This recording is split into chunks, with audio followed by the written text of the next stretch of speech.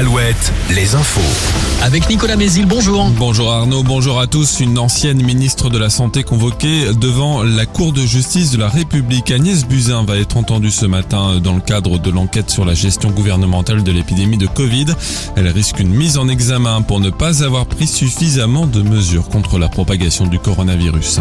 Le maire de Saint-Nazaire dans le viseur d'Anticor, l'association de lutte contre la corruption et pour l'éthique en politique, a adressé un signalement au procureur le 22 juillet.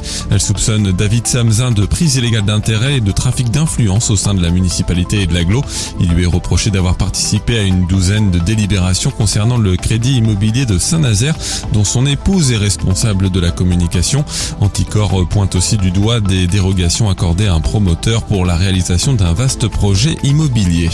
Le pass sanitaire désormais obligatoire pour les soirées étudiantes et les week-ends d'intégration, des événements qui devront être déclarés au préalable auprès du chef d'établissement, a précisé la ministre de l'Enseignement supérieur, Frédérique Vidal. Une jauge de 75% devra être respectée dans les lieux où se déroulent ces fêtes.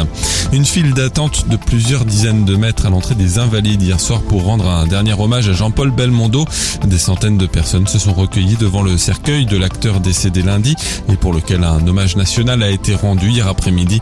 Les obsèques de Jean-Paul Belmondo auront lieu ce matin à 11h dans l'intimité familiale à Paris.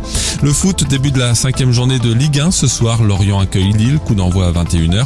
En rugby, match à domicile aussi pour Vannes contre Bayonne en Pro D2. Et en basket, à 3 semaines du début de la saison dans l'élite, c'est le tournoi de Bourges ce week-end avec les premiers matchs ce soir. Cholet contre Orléans à 18h30, puis Le Mans contre Limoges à 21h. Enfin, le temps variable ce matin avec encore quelques gouttes possibles, mais aussi des apparitions du soleil plus franches de la Bretagne au Poitou-Charentes. Les éclaircies seront plus larges cet après-midi, surtout sur les départements côtiers. Côté thermomètre, comptez 21 à 24 degrés au meilleur de la journée. Retour de l'info à 6h. Très bonne matinée à tous.